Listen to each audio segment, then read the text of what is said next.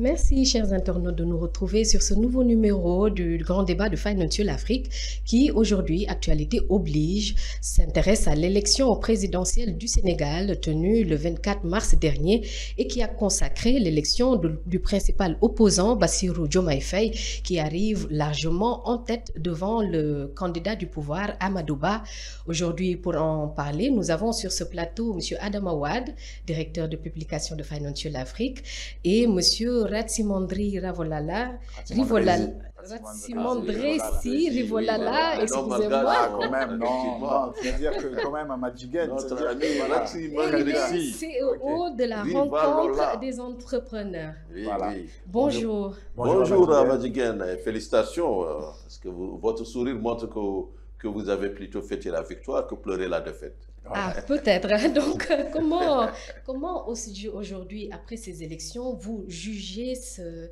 Et tout d'abord, félicitations au peuple du Sénégal et surtout à la jeunesse sénégalaise, parce que c'est elle qui, à mon avis, a élu le président Bassirou Diomaye Faye. Il y a une vraie transition générationnelle qui se prépare. Maintenant, ce que je dirais d'emblée, puisqu'on est en état de grâce, on est dans cette période de 100 jours où on va attendre que le 5e président s'installe, qu'il nomme son gouvernement, qu'il formule ses grandes orientations. Tout ce que je peux dire d'emblée, c'est que ces jeunes, ils ont été les bailleurs de fonds, les bailleurs en termes d'idées, d'engagement humain, les bailleurs du projet Diomaye Faye. Maintenant, je les invite à s'engager, à être les actionnaires de ce même projet. Parce que s'ils veulent que ce projet réussisse, il faudrait qu'ils y mettent de l'heure, qu'ils s'investissent véritablement dans le travail, parce que ça va se faire à deux. Alors, Rivo, comment est-ce que vous jugez tout cela? Parce que Bassirou Diomaye Faye arrive quand même avec 54,28% des voix contre 35% pour Amadou Ba. Alors, je vais peut-être commencer mon propos, peut-être d'abord pour m'incliner pour les petits frères, surtout, qui sont morts, qui ont donné leur vie quand même pour cette victoire. C'est-à-dire que ne les oublions pas. Et pour moi, cette victoire a quand même un goût amer parce que finalement, on est revenu exactement en fait, au même point de départ. C'est-à-dire qu'on aurait pu éviter tous ces morts pour arriver au même point de départ. Qu'est-ce que je veux dire en fait, au même point de départ? C'est le point de crispation de l'ensemble de l'élection, c'est que M. Ousmane Sonko ne pouvait pas voter. Il ne devait pas être sur la liste électorale. Or, qu'a-t-on vu?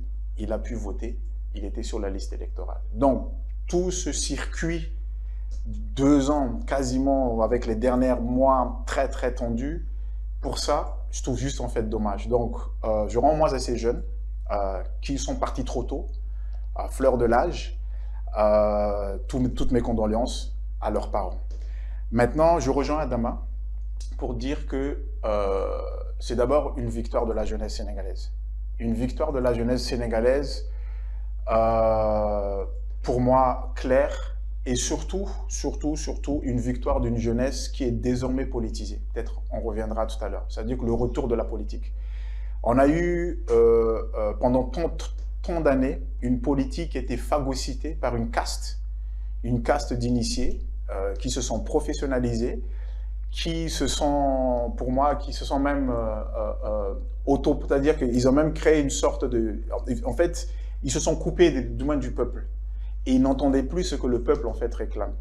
Et justement, cette victoire du moins du président Diomaye Faye, pour moi, marque justement ce début du retour du peuple, en fait, au cœur de l'actualité politique. Ça aura dû être, et ça n'aura jamais dû être, en fait, le contraire. Donc, bravo, en tout cas, à la victoire, mais je pense que le plus dur reste à venir. Voilà.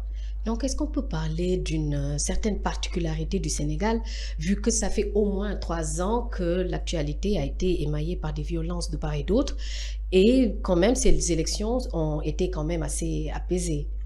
Effectivement, on peut parler de particularité du Sénégal. Je pense qu'Adama, ça t'a pas échappé. Il y a une photo qui ont beaucoup circulé. Très belle photo. Très belle photo qui ont circulé, où on voit Macky Sall, le président Macky Sall, le nouveau président Diomaye Faye et M. Ousmane Sonko arriver en fait au palais présidentiel. Et très fumer clairement, le calumet de la paix. et voilà, je ne sais pas si c'est fumer pour le calumet de la paix, mais tu m'as posé la question, en tant que malgache, je le dis effectivement, ça c'est la spécificité du Sénégal. C'est-à-dire qu'avec autant de batailles, il y a 15 jours encore, les deux ils croupissaient en prison. L'autre, il disait effectivement, ils étaient dans une cellule 3-4, ils étaient 4, et à la victoire, on le reçoit, il se serre la main. Sincère ou pas sincère, ça c'est demain c'est notre histoire. Et pour moi, c'est ça la spécificité du Sénégal. C'est-à-dire cette capacité du Sénégal quand même. Quand au Sénégal, lorsqu'on se salue, on dit Yang ici Jam. Comme souvent j'explique à mes amis, c'est vraiment se donner la paix. En tout cas au Sénégal, c'est ça que je ressens. C'est-à-dire que cette paix quand même, les personnes, effectivement, il y a eu une bataille âpre, dure, très très dure, même à la mort même, quasiment. Mais heureusement, comme je l'ai évoqué, il y a eu quand même beaucoup qui sont morts. Mais à la fin quand même, on s'est réunis et j'espère en tout cas ça posera la nouvelle base pour les défis demain qui attendent demain les nouveaux présidents. Donc, j'ai envie de demander à M. Adama Wade, est-ce que le Sénégal pourrait se présenter comme un exemple, surtout au niveau de la sous-région qui on voit, il y a assez de les coups d'État et autres, surtout au niveau du Sahel. Quel exemple donne le Sénégal actuellement? Oui, justement, l'exception démocratique sénégalaise, elle est vieille. Je pense que quand en 12 ans, on vit la troisième alternance, c'est quelque chose quand même. Maintenant, c'est vrai que les institutions sénégalaises ont été éprouvées par une crise politique majeure que le pays a vécue, avec quasiment, moi je dirais, une opposition presque insurrectionnelle. Là aussi, il faut le dire, c'est vrai qu'on s'incline sur les bords, mais on se dit aussi qu'il y a eu, à mon avis, une période où même la démocratie, en tout cas telle que je la conçois, c'est-à-dire la libre contradiction, la libre proposition, la libre contradiction, etc., sans qu'on soit menacé, je pense que ces principes quand même ont été violés. Il y a eu des cas d'attaques de maisons pour de simples idées et d'attaques même qui viennent, hélas, parfois et plus souvent de l'opposition que du pouvoir. Certes, il y a eu des morts tirés par balle, les rapports montrent que je pense que c'est un organisme qui disait que de 55 des 60 morts ont été tués par balle. Donc, en tout cas, c'est une période assez trouble qu'on a vécue, mais à la fin de l'histoire, la démocratie sénégalaise a pris le dessus. Maintenant, est-ce qu'il faut rester sur cette amnistie? C'est la sagesse africaine qui dit que, écoutez, la paix l'emporte sur le devoir de vérité, le devoir de justice peut-être. Il faut avancer, avoir la force d'aller de l'avant. C'est douloureux, c'est pénible, mais il faut aller de l'avant. Et le président élu, je pense que c'est deux choses. Il a le choix entre regarder le bilan, vouloir l'ausculter, vouloir le contester, ou bien dire non, je dois avancer résolument, parce qu'il y a des priorités qui m'attendent, et parmi ces priorités, il y a l'emploi pour ces jeunes, puisqu'on parle d'un taux de chômage des jeunes d'à peu près 19%, c'est énorme. Donc, il y a du travail. Et deuxièmement, il y a une politique économique à clarifier, ne serait-ce que vis-à-vis des partenaires, parce que durant la campagne, on a parlé de révision des accords, notamment les accords de pêche, de révision des accords miniers, pétroliers, gaziers, même comment on appelle ça, du Brexit sur le franc CFA. Donc, il y a autant de paramètres qui doivent être au rendez-vous pour qu'on puisse comprendre un petit peu la politique économique du nouveau président qui se positionne comme étant panafricaniste de gauche. Alors, je sais que je pense que le panafricanisme tel que nous on le conçoit, c'est vraiment la mobilité des coûts de facteurs d'abord, la mobilité des facteurs de production entre pays, la compétition sur ces bases, le grand marché africain, la zone de libre-échange continentale, la libre circulation des personnes et des biens, le droit d'établissement, etc., l'open sky, pour que les billets d'avion ne coûtent pas cher entre Dakar et Madagascar, n'est-ce pas, Rivo? Oui. Donc, il y a autant de facteurs, mais je pense qu'en Afrique, gauche, droite, libérale, socialiste ne vaut plus dire grand-chose. Par contre... je suis content de t'entendre. Par contre, dire que l'État doit organiser le monde des affaires, contrôler la libre concurrence, garantir la libre entreprise, garantir le droit de propriété. Donc, c'est ça le rôle de l'État. Donc, je pense qu'on ne doit pas essayer de remettre en cause des accords parce qu'il y a des précédents. Donc, est-ce une manière de dire aux nouvelles pouvoirs arrivants qu'ils ne doivent pas faire table rase de tout ce qui a été mais fait? Justement, peut-être, si tu permets, peut-être, Amadiguem, peut-être, Adama, si tu permets, peut-être, je vais peut-être rebondir sur ce qu'Adama a dit. Je pense que tu as dit une chose importante. Effectivement, il faut qu'on ait de l'avant. Mais c'est toute la question est là, en fait. C'est-à-dire que, est-ce qu'on va faire comme avant? C'est ça, en gros. C'est-à-dire que le peuple sénégalais, cette jeunesse, s'est mobilisée justement pour qu'il y ait une rupture. Une rupture, ce n'est pas un recollage. Ce n'est pas un rafistolage par rapport à ce qui était avant. Une rupture. Et je pense que ce qui marque les gens aujourd'hui, quelle est la soif réelle demain du peuple sénégalais? Moi qui vis ici au Sénégal, même moi-même, je le sens. C'est quoi? C'est le mot justice, Adama. C'est-à-dire qu'aujourd'hui, à l'heure où nous parlons, les personnes qui sont décédées, c'est ça en gros ce que les gens reprochaient. Donc tu es sur le bilan. Non mais c'est-à-dire que la justice, c'est-à-dire que toi tout à l'heure dit finalement qu'il faut qu'on fasse table rase, il faut qu'on avance loi d'amnistie. Non, c'est-à-dire justement on doit rendre justice. On a vu la justice, c'est-à-dire que lors de cette campagne, on ne va plus revenir parce que là nous projetons demain dans l'avenir. Tout le monde a vu une décision de justice que l'administration ne respectait pas. C'est-à-dire qu'il y avait des juges même, c'est-à-dire que une fois encore, on ne va pas refaire l'histoire, mais ils sont là. Mais aujourd'hui, la question qui se pose, c'est que tous ces morts, comme tu as dit, qui sont les gens qui ont tué sur ces jeunes avec de balles réelles?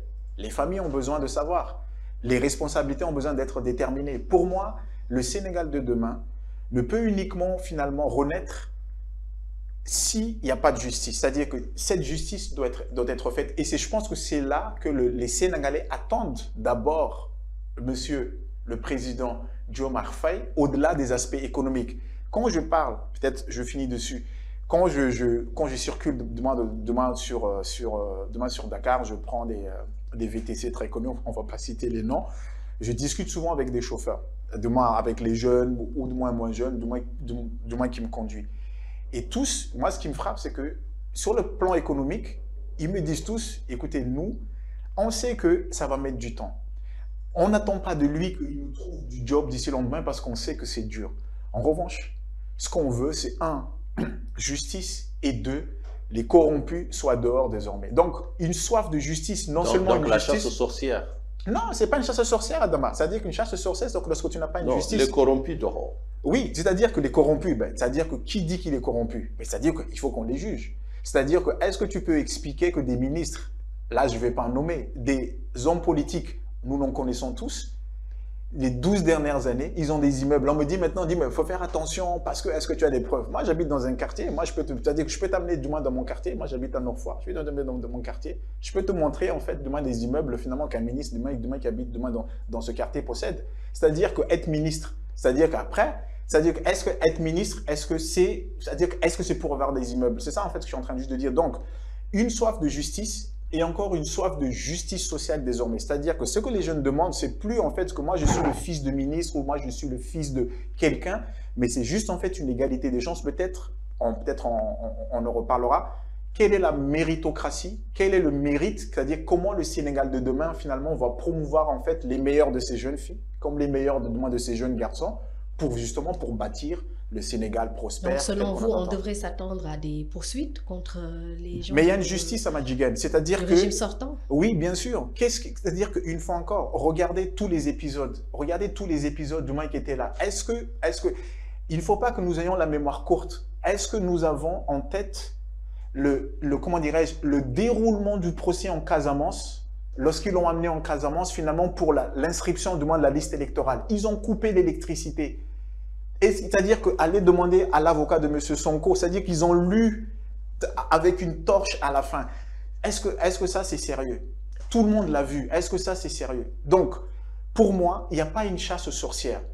Vous commettez un délit, il y a des lois, il y a des codes de procédure pénale, il y a un code pénal. Vous commettez des délits, il y a ce qu'on appelle, il y a un porté-plainte, il y a ce qu'on appelle une entité qui s'appelle le procureur, qui vous poursuit, c'est-à-dire que qui vous poursuit. D'accord? Vous avez droit à un avocat, comme M. Sonko, vous avez droit à un avocat, on vous juge. Il n'y a pas une chasse aux sorcières. Chasse aux sorcières, ça veut dire que vous mettez en fait une justice donc vous êtes totalement... en train de réclamer la justice aussi bien d'un camp comme de Mais l'autre. bien sûr, aussi les deux bien camps. pour Auchan, qui Mais a bien vu sûr, mais bien sûr. ces centaines Mais de magasins naturellement, mis Adama. en feu, Naturellement. aussi bien pour tous les Naturellement. biens saccagés, pour les avocats qui Naturellement, ont été Adama. empêchés de plaider.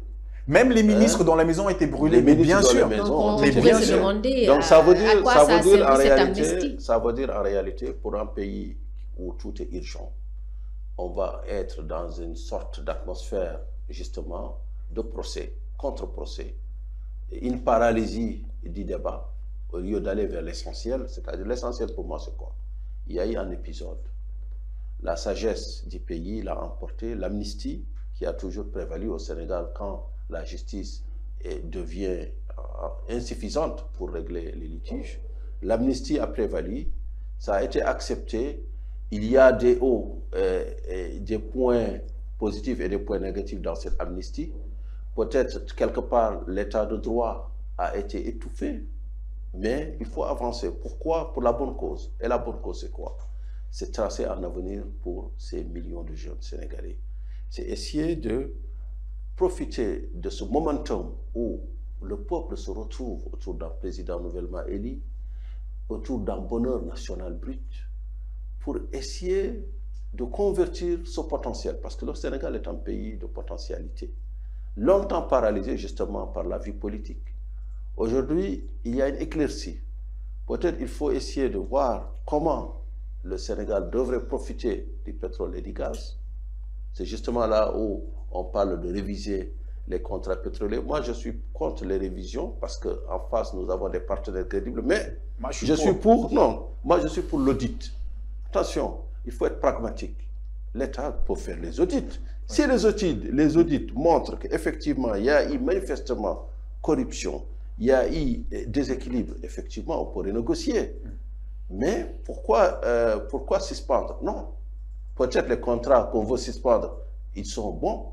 Donc, il faut juste faire des audits généraux, d'ailleurs, de tous les engagements de l'État. Audit des engagements de l'État, aussi bien sur les mines, sur la pêche, sur le pétrole, sur le foncier, sur les finances. Donc, il faut laisser, il y a des corps d'État qui sont là, qui sont prévus pour, il faut leur laisser faire leur travail de la plus ordinaire des manières. Parce que tout ce qui est spécial, comme la Cour de répression de l'enrichissement illicite, comme les cours spéciales de justice, tout cela, c'est souvent, ça ne permet pas, ça renverse d'abord la charge de la preuve, et en même temps, ça ne permet pas d'apporter des éclaircissements. Donc, ce qui est bien, c'est de laisser à ces corps d'État, ces inspections d'État, de faire le travail qu'il faut faire pour voir est-ce que réellement le contrat qui lie le Sénégal, par exemple, au géant pétrolier britannique BP, ou à d'autres, à Woodside, à tous ces gens qui ont investi des milliards dans le sous-sol sénégalais, est-ce que ces contrats, ils sont léoniens? Est-ce que ces contrats, ils sont déséquilibrés? Donc, je pense que c'est tout un débat. Donc, ça va pas se faire du jour au lendemain. Mais en attendant, ce qu'on doit faire, puisqu'on est dans le pragmatisme, c'est de rassurer ses partenaires, de le rassurer de la crédibilité de l'État du Sénégal, qui est un État qui doit respecter ses engagements. Mais ils n'ont jamais dit qu'ils n'ont pas respecté. Non, on ne parle pas de île. On ne parle pas de île. On parle de l'État. La continuité.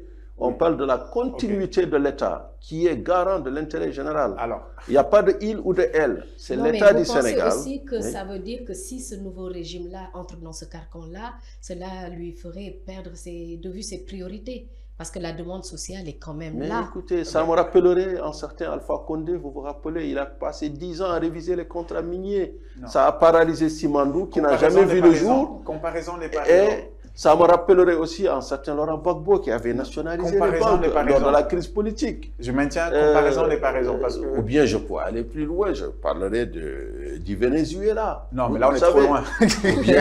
ou bien de la Libye kadhafienne. Très bien. Peut-être, ce sont là des exemples de nationalisation qui ne mènent pas loin. Adama, si tu permets, peut-être, Amadigan, dis-moi si tu permets, peut-être pour répondre à Adama. Moi, je maintiens à dire que nous sommes dans une rupture. Si Moi, mon analyse, c'est pragmatique. une rupture pragmatique, effectivement. Mais cette rupture, pour moi, passe par la justice. C'est-à-dire qu'il y avait trop d'injustice. Le peuple a soif de justice. Faisons un peu de rétrospective. C'est-à-dire que c'est toujours bon de se rappeler ce qui s'est passé. En 2012, lorsque le Sénégal s'est levé pour enlever Maître Abdoulaye Wade, contester son mandat, c'était sur quoi? C'était sur la justice. C'est-à-dire que le quart vote, c'est-à-dire que le quart majoritaire, bref, il y a un ensemble de choses. Et c'était sur quoi les Sénégalais, en fait? D'ailleurs, à l'époque, souvenons-nous aussi, il y avait des personnes, qui sont mortes. Les jeunes, finalement, ont été sacrifiés. M23 à l'époque. Bien. C'était sur quoi, en fait? C'était sur le fait que, 1, corruption, 2, manque de justice sociale. C'était sur ça.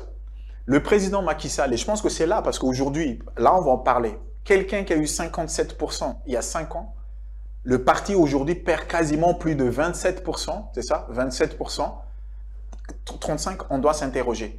En politique, c'est quelque chose d'extraordinaire. Mais ce n'est pas le même candidat. Effectivement. C'était le président Macky Sall. Oui, d'accord. Mais ça reste son parti. Élections, oui, mais ça reste son parti. C'est-à-dire que ça reste comme la paire. Il est venu avec Beno Bokar. C'est-à-dire que le président, c'est-à-dire que le candidat de la majorité présidentielle sortante prenait ce même appareil politique.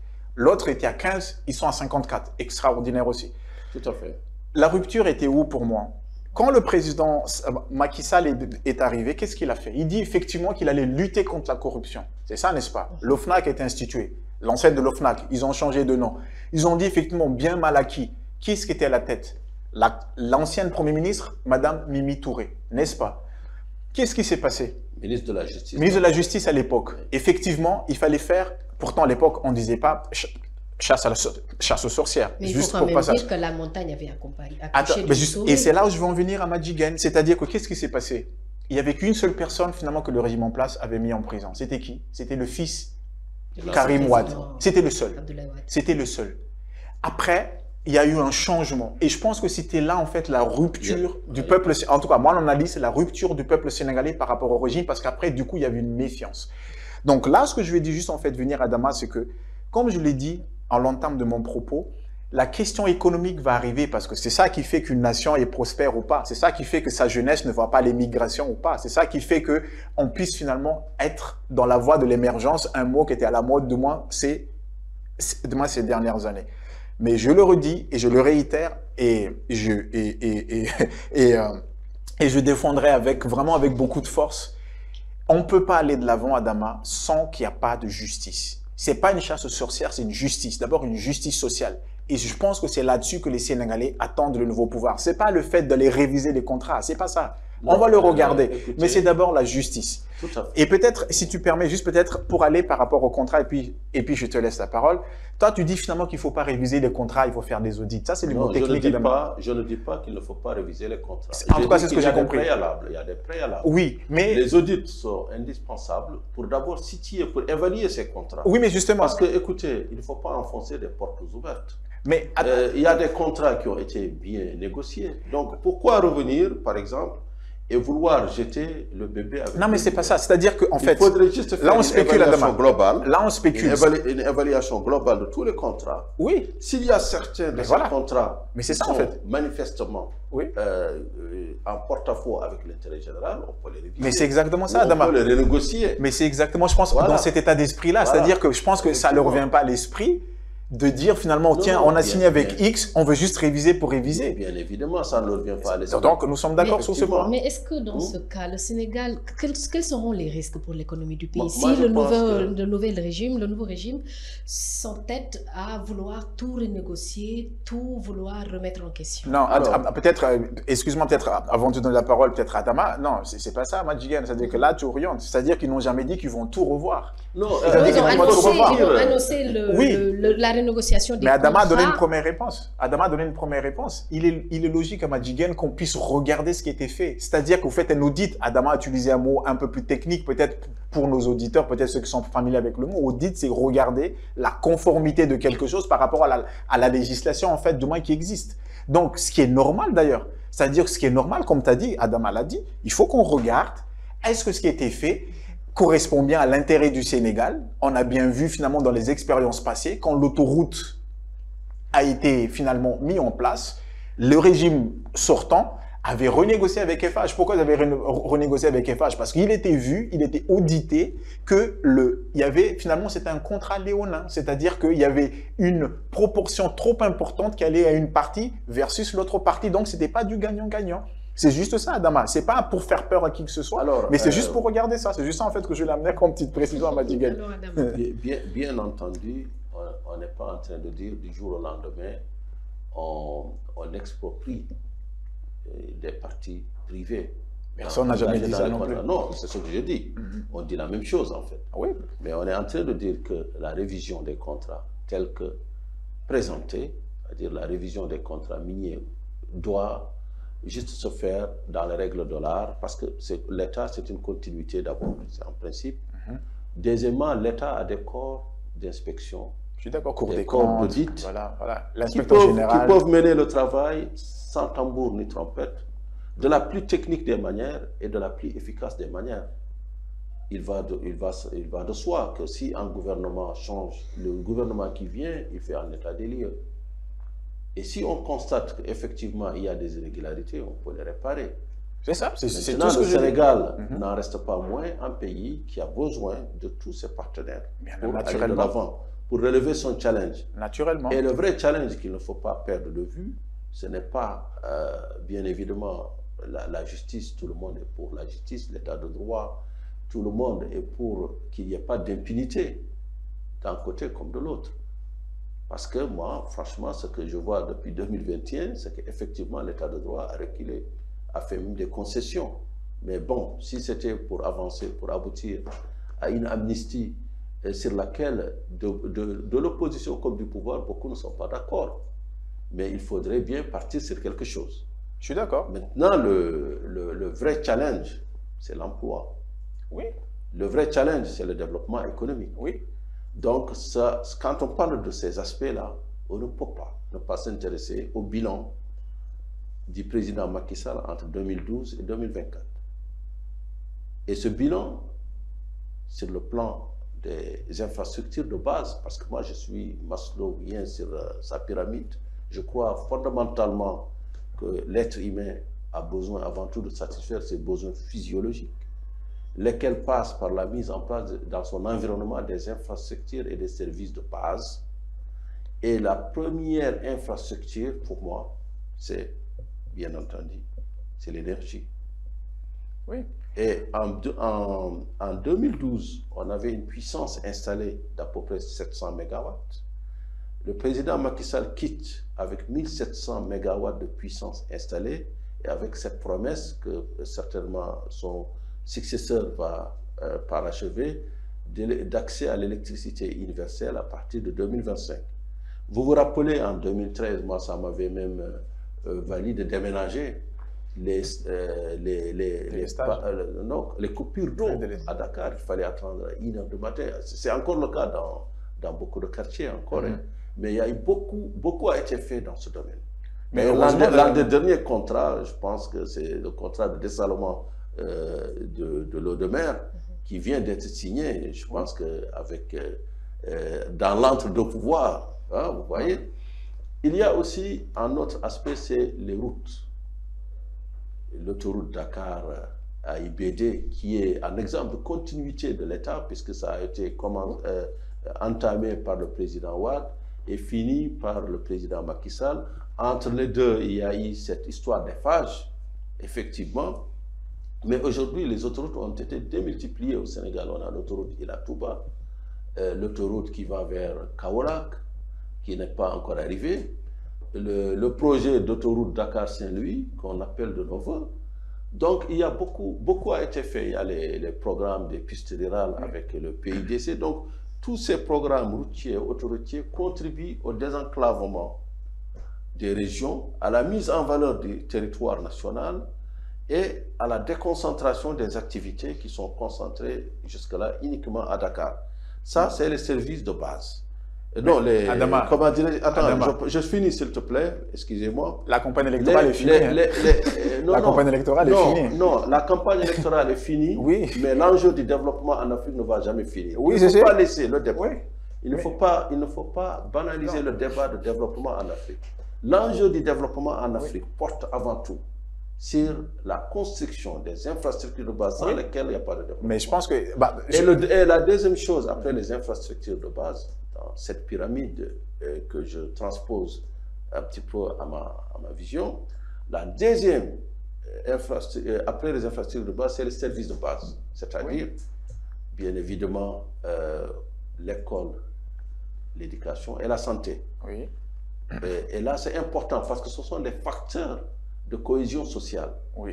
Donc, moi sur ça, effectivement, des choses ont été faites, des choses n'ont pas été faites. Mais tel que, voilà pour moi, le bilan du président Macky Sall, c'est les infrastructures et les services de base. Donc, le président Diomaye, il a ce bilan dans son actif et son passif entre les mains. Il a son projet, qui est le projet, le fameux projet PASTEF. Maintenant, je pense que quelle que soit la texture de ce projet que nous avons découvert durant les élections, la satisfaction primaire des besoins, plus les emplois des jeunes, plus la mise en place d'un environnement où l'agriculture comme élément de sécurité alimentaire est privilégiée, la résorption du secteur informel.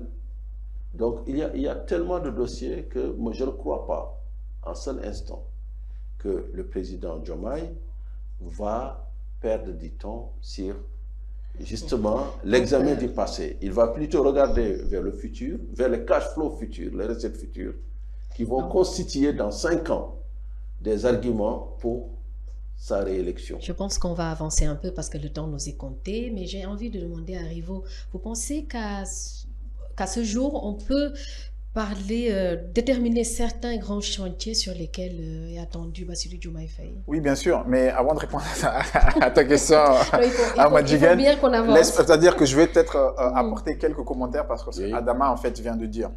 Je l'ai dit, en fait, que la campagne électorale est terminée de manière triviale, effectivement, le peuple a tranché. C'est-à-dire que le candidat du président Macky Sall, c'est Amadou Ba. Il était censé porter ce projet que là, tu viens d'expliquer, Adama. Le peuple sénégalais a dit non. C'est-à-dire, peut-être, est-ce que ça n'a pas été bien expliqué ou pour autre chose? Le peuple sénégalais a dit non sur le bilan d'Amadou Ba. Le peuple sénégalais a dit non. Il a dit non. Il a dit non sur le projet Amadou Ba. Et là, j'ajoute... Mais moi, je parlais du bilan. Oui, en fait, de ce mais je rajoute en termes de lecture, Adama, en termes d'analyse. Et je pense que le peuple sénégalais, tu vois, c'est très intéressant, tu vois, les libéraux, comme toi, tu es le porte-drapeau, toujours intéressant d'écouter les libéraux, parce que les libéraux, en gros, pour moi, la faille dans cette idéologie-là, et c'est ça qui fait que ça ne marche plus, d'ailleurs, partout dans le monde, on le remet en question, c'est la place de l'homme, Adama, tu vois. Tu as évoqué les infrastructures, des routes. Mais les fonctions physiologiques, c'est les fonctions physiologiques de l'homme ou bien non? Justement, je n'ai pas fini. En termes de priorité, tu vois, je dis, c'est ça la... Pour satisfaire les fonctions biologiques, la pyramide de Maslow. L'idéologie libérale, c'est ça. C'est-à-dire que la place de l'homme. C'est-à-dire que ce n'est pas pour rien que dans tout le monde entier, c'est-à-dire qu'on remet en question, en fait, cette idéologie, parce que c'est une idéologie. Bien.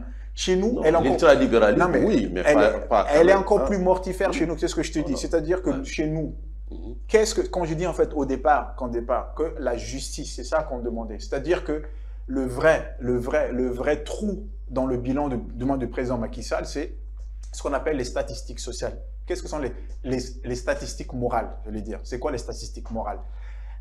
Où est-ce qu'on est par rapport au taux d'alphabétisation au Sénégal? Où en est-on par rapport au taux de mortalité infantile au Sénégal? Où en est-on par rapport à la taux de pauvreté au Sénégal? Où en est-on par rapport au fait que les gens puissent manger au Sénégal? Bref, il y a tout ensemble d'éléments. Quand j'ai regardé, je pense qu'on a tous vu. Moi, j'ai accompagné demain les beaux-parents pour aller voter. J'ai regardé aussi passer sur X l'état de nos écoles. Bon sang, l'état des écoles. Tu dis, mais qu'est-ce qui se passe en fait? Est-ce que ça, c'est une école?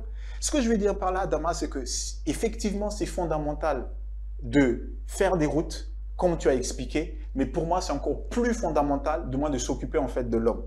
Je vais faire, c'est-à-dire que là, je regarde Adama. Maintenant, par rapport à ce que tu dis maintenant, les chantiers sont énormes à Madjiken. Adama a commencé à évoquer les contrats, la dette. Là, on n'a pas évoqué. Là, on a un régime libéral qui sort, comme tous les régimes libéraux. Adama, le président Obama, lorsqu'il a quitté la présidence... Je te rappelle que c'est le Parti socialiste sénégalais qui avait conduit le Sénégal au programme d'ajustement structurel, à la rupture de la capacité de l'État à payer ses dettes. Donc, rendons à César ce qui est à César. Laisse-moi finir. Oui. Obama, libéral, chantre de demande de libéralisme, il a quitté la présidence américaine avec 1 trilliard de dettes.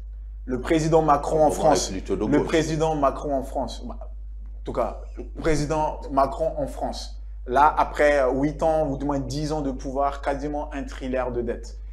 Le président Macky Sall, après 12 ans de pouvoir, bientôt, c'est-à-dire qu'il laisse quelque chose de explosif, il laisse à ceux qui viennent, et même quelque part, si on est un peu plus complotiste, on se dit, mais est-ce qu'ils l'ont fait exprès ou pas? Le premier service de l'État désormais en termes de budget, ça va être le service des intérêts. Pas uniquement en fait du capital des intérêts qui va représenter, là le dernier budget, il était aux alentours de 800 milliards de francs CFA. Mais il était aussi en 2010, en 2011. Oui, mais Adama, c'est-à-dire que c'est un fait. C'est-à-dire que c'est un fait. C'est-à-dire que le service de la dette dans le budget de l'État du Sénégal avec le président de Diomaye Faye, ça va être le premier poste. Maintenant, à cette réalité, Amadjiguel, auront-ils du moins de la marge de manœuvre? La réponse est non. Maintenant, ils vont être effectivement, comme tout le monde l'avait annoncé, ils vont être faire face en fait à leur réalité. Pourtant, les défis n'en manquent pas. Et donc, c'est là qu'on attendait en fait. Maintenant, ok, vous avez ça, maintenant, qu'est-ce qu'on fait? Il y a beaucoup de gaspillage, du moins qui ont été faits, du moins ces 10 dernières années. Adama, c'est-à-dire que là, tu n'en disconviens pas. C'est-à-dire qu'on se lit de temps en temps dans Financial Afrique, des choses en fait qui auraient pu être mutualisées. Mais vous pouvez préciser qu'est-ce que vous entendez par gaspillage? Gaspillage, par exemple, là dans mon domaine, du moins qui me concerne, pour tout ce qui est accompagnement, du moins des entrepreneurs, ça fait des années, on sait que le BMN, le bureau de mise à niveau, la DPME, l'ADER auraient dû être fusionnés. Ça fait des années. Ils font la même chose. C'est-à-dire que c'est juste en fait avec des niveaux différents. Peut-être le bureau de mise à niveau et la DPME. Si, avec l'ADER, c'est la même chose. C'est la même chose. C'est-à-dire que c'est juste pour habiller Mamadou, pour habiller Amadou, c'est la même chose. Non, ça, par exemple, ça c'est un exemple type. Plutôt une nanobanque. Regarde. Je pense que c'est un modèle. Tu me poses la question, je te réponds. Différent de la DPME. Tu me poses la question, je te réponds. De développement, de promotion des PME. Tu me poses la question, je te réponds. Tu me dis dans quel finalement on peut fusionner. Ça c'est un. Deux. La BN2, la Banque nationale de développement avec le fonds 6, en quoi il peut être séparé? Là, c'est un fonds d'investissement, là, c'est une banque. Mais c'est le Zénith et le Nadir. Non, mais c'est deux choses extrêmement différentes. Quand tu me poses la question, c'est-à-dire que moi, je te dis, c'est-à-dire que tu me dis, qu'est-ce qu'on peut faire des économies? Donc, à Madjigen, en termes de marge, en sachant que nous sommes un pays, c'est-à-dire que les marges de manœuvre, c'est-à-dire que là, on est en train de parler, c'est-à-dire que les défis, un, service de la dette, finalement, du moins qui pointe son nez. Deux, vous avez un déficit commercial chronique. Un déficit commercial chronique. Et quand vous n'avez pas une politique monétaire, on en parlera, c'est-à-dire que vous n'avez pas beaucoup de levier en fait. Vous n'avez pas beaucoup de levier. C'est-à-dire que qui finance vos déficits? Quoi? Il faut augmenter les impôts, payer encore plus davantage que ceux qui devra payer, ou aller chercher justement sur ces fameux contrats qu'on va revoir, parce que finalement c'est là-bas, peut-être que demain qu'ils entrevoient. Mais ce que je veux dire, c'est que par rapport à ta question, les défis qui attendent du moins les nouveaux gouvernants et les nouveaux gouvernements sont immenses.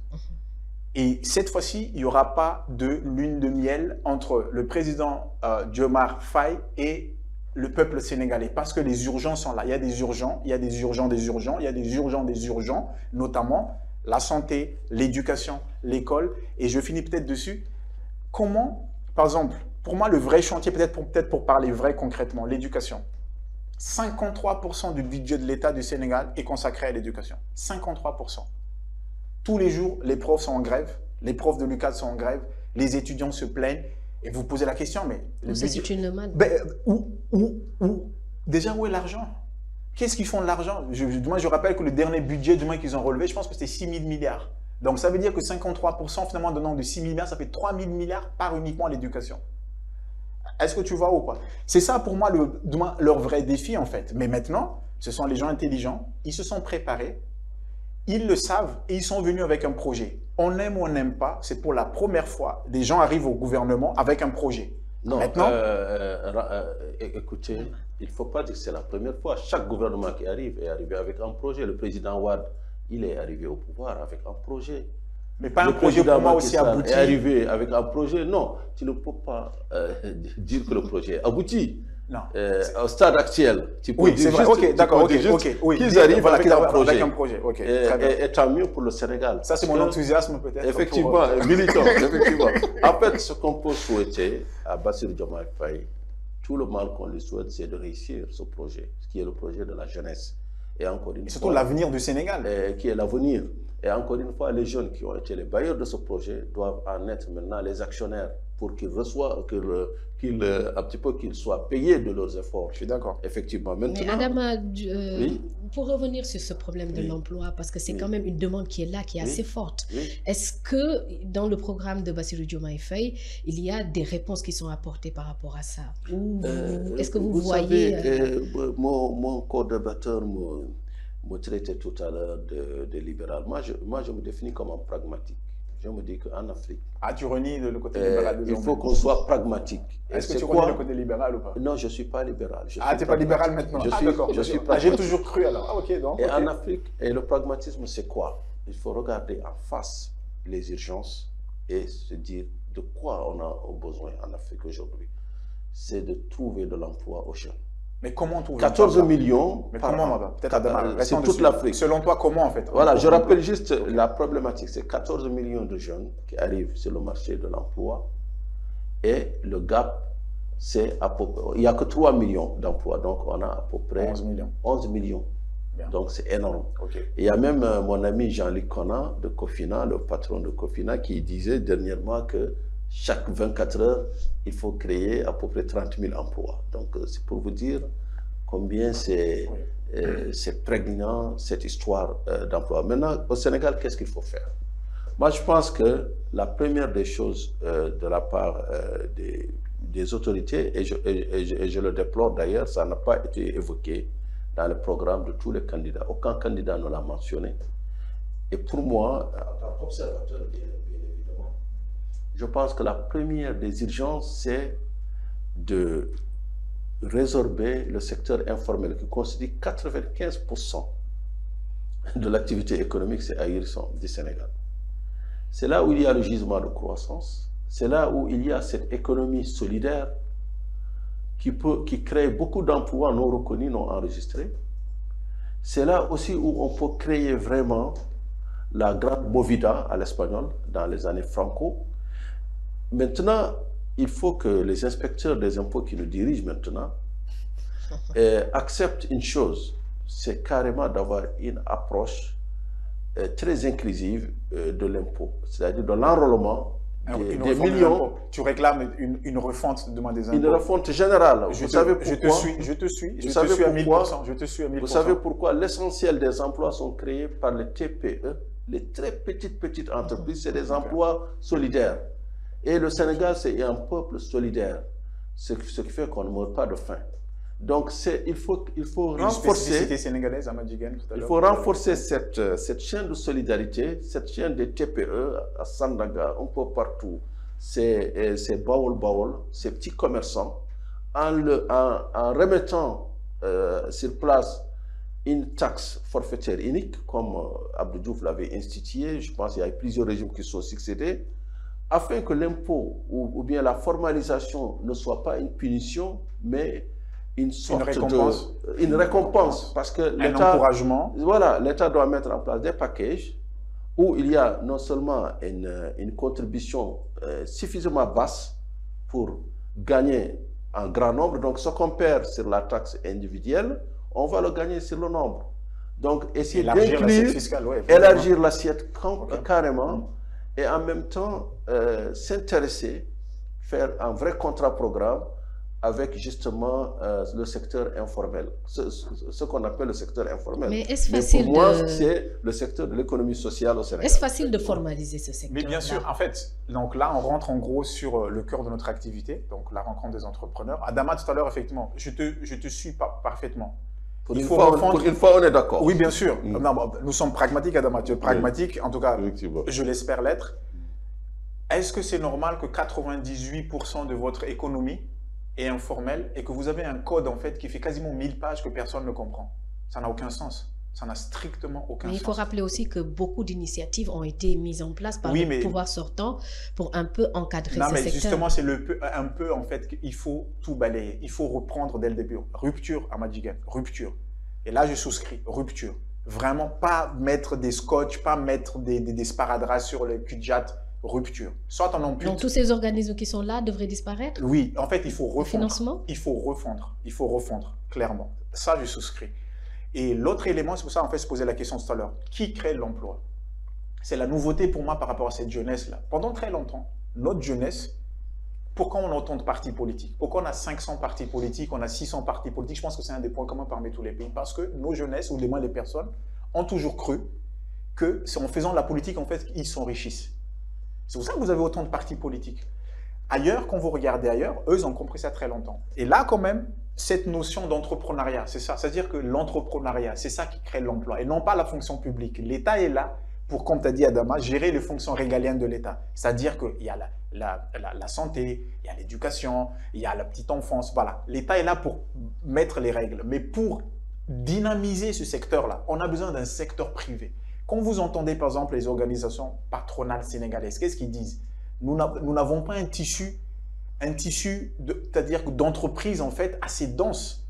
Quand vous regardez par exemple l'industrie, là on parle souvent d'une industrialisation. Pourquoi il n'y a pas? Parce qu'il n'y a pas suffisamment de capitaines d'industrie, il n'y a pas suffisamment de personnes qui portent en fait des projets. Voilà. Donc pour moi, ce défi de l'emploi, parce que c'était ça ta question, comment on va faire le défi de l'emploi? C'est à travers l'entrepreneuriat. Et pas n'importe quel entrepreneuriat. Adama tout à l'heure a parlé effectivement de cette solidarité. C'est une forme. Mais est-ce que cette forme-là va nous amener en fait vers les objectifs en fait tels qu'on veut? Parce que quand vous êtes petite, on prend l'exemple, là où tous on voit quand on sort, on voit au bord de la rue, il y a des dames ou il y a des messieurs qui vendent des brochettes ou du moins des choses. Combien d'emplois ils ont? Ils ont un, à la limite un. Est-ce que c'est ça l'avenir? Je ne pense pas. Versus quelqu'un qui monte un projet et qui a une vocation en fait à développer l'entreprise parce qu'à dominer un marché. Donc pour moi, ce défi de l'emploi, effectivement, c'est d'abord un défi de la création d'entreprise. Mais la création d'entreprise ne va pas tout seul. La création d'entreprise demande des entrepreneurs aguerris. Et la réalité aujourd'hui, c'est qu'il n'y en a pas suffisamment. Il n'y en a pas suffisamment. Il commence à en avoir, mais il n'y en a pas suffisamment. Donc, peut-être que dans les premières années de de ce gouvernement, du nouveau président, on ne le verra pas encore à l'œil nu. Donc nous, comme c'est notre métier, nous, on commence à voir. Mais peut-être d'ici 5-6 ans, les choses peut-être devraient en fait être accélérées. Et donc, vraiment, je veux que nos téléspectateurs en fait comprennent que la création de l'emploi passe par le nombre de créations d'entreprises et le soutien de ces entreprises-là. Maintenant, la question c'est, oui, Rivo, il y a déjà eu des aides qui étaient là, il y a eu l'ADER, il y a eu d'autres choses qui ont mis en place. Pourquoi ça n'avance pas? Maintenant, c'est une question de stratégie. C'est-à-dire que, pour moi, c'est une question de stratégie. Aujourd'hui, l'effort est fait, justement, comme Adama a dit, sur les toutes petites. C'est un choix. Le résultat nous a montré que ça ne marche pas. Pour moi, il faudrait ramener l'effort en fait à ceux qui sont déjà en fait sur une tranche beaucoup plus dynamique qu'on peut en fait amener. Et cette tranche-là, c'est à partir de 100 millions de chiffre d'affaires pour moi. Parce que c'est là en fait qui crée l'emploi. L'expérience que nous avons par rapport à notre activité. À la RDE. Oui. Voilà, la RDE. Quand les entreprises font moins 100 millions, ils ne créent pas autant d'emplois que ça. Mais dès que les 100 millions est atteint, ils ont besoin d'embaucher, ils ont besoin de recruter, donc recruter, acheter du service, faire des investissements, tout simplement. Pourquoi? Parce qu'ils ont découvert leur marché et que pour dominer le marché, ils ont obligé, le chef d'entreprise ne peut plus dire « Tiens, je veux faire ça moi tout seul, je vais gérer moi tout seul ». Il est obligé en fait de faire quelque chose. Voilà. Merci Rivo, tout ça est intéressant, mais il nous faut conclure. Donc, pour un dernier tour de table, Adama, votre dernier mot. Alors, moi je pense que, hélas, vous avez parlé de conclusion, mais c'est peut-être là où c'est le plus important, puisqu'on parle du programme du président, en fait, des perspectives. Moi je pense que c'est très important que cette question des micros, des TPE, des PME, des PMI, soit résolue. Elle ne peut se résoudre que par un cadre fiscal harmonisé et en même temps incitatif et pas répressif.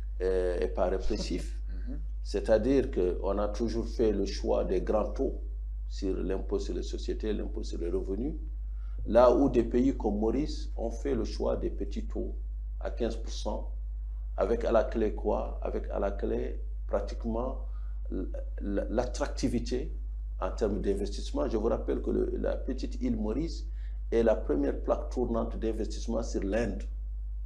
Oui, c'est lié à leur histoire aussi. C'est lié à leur histoire, mais aussi c'est lié à leur génie d'avoir trouvé un cadre attractif qui fait qu'aujourd'hui, la sécurité sociale est assurée à 100%. Tout le monde est couvert. Assurance maladie obligatoire.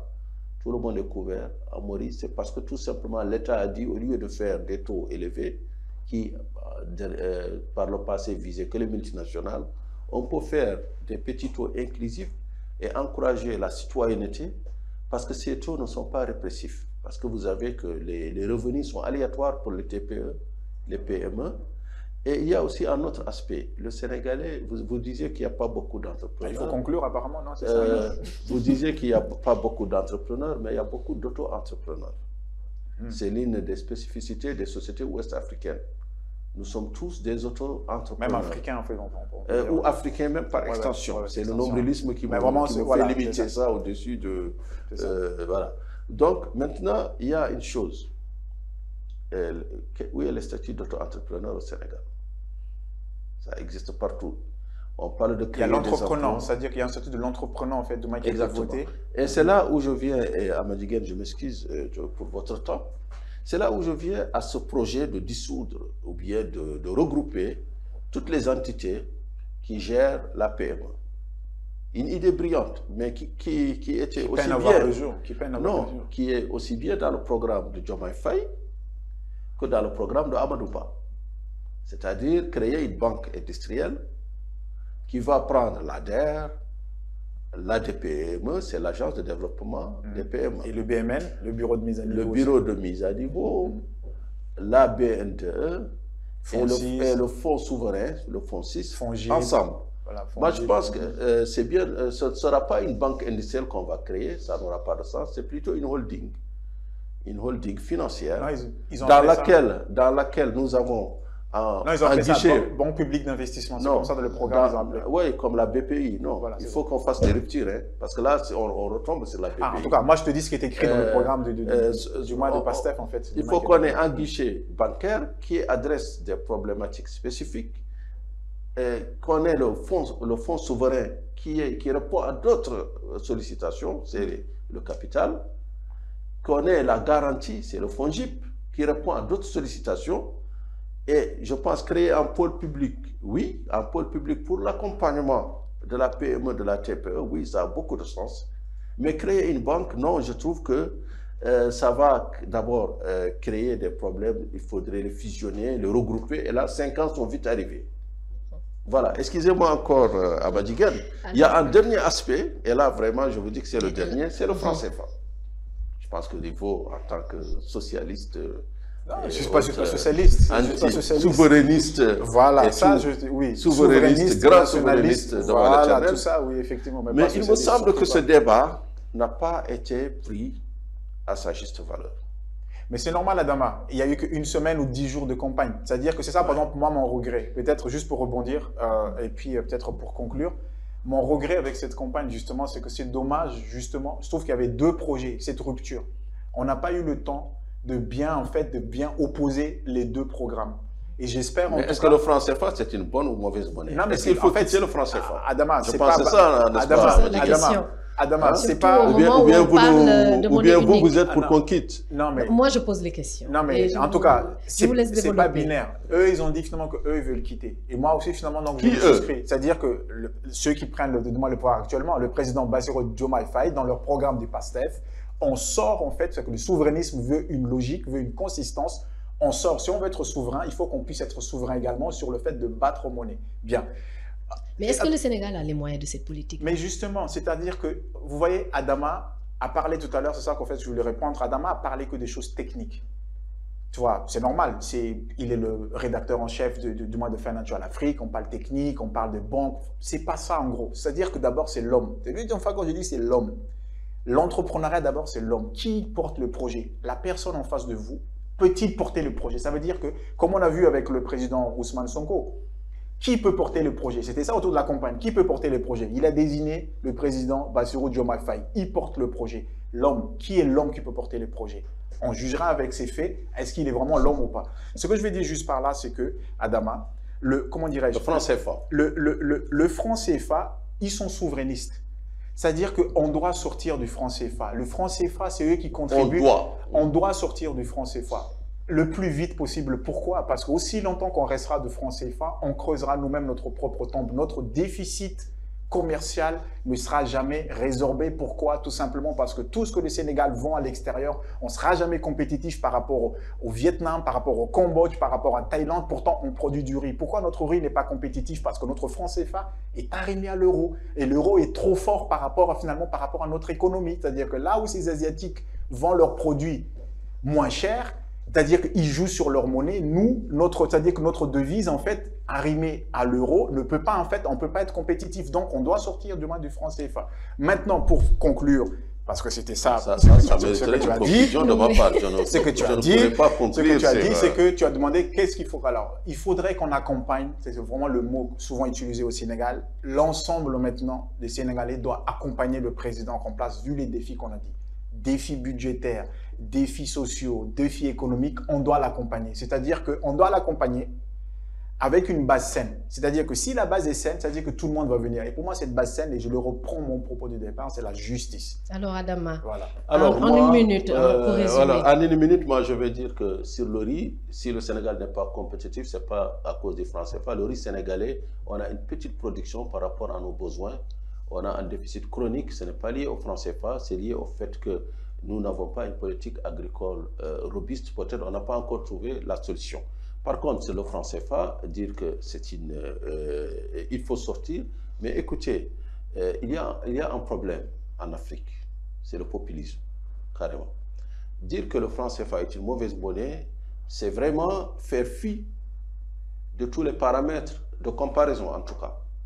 Vous prenez le Naira, 243% de dépréciation entre janvier 2023 et maintenant. Vous prenez le CEDI. Je ne vous apprends rien en vous disant que le Ghana est en faillite. Alors, le franc CFA, c'est une monnaie stable, qui est la monnaie de 8 pays. Je vous rappelle que depuis 2019, il a été mis fin aux accords du franc CFA. Je suis d'accord avec vous que le compte d'opération devait être fermé. Il a été fermé.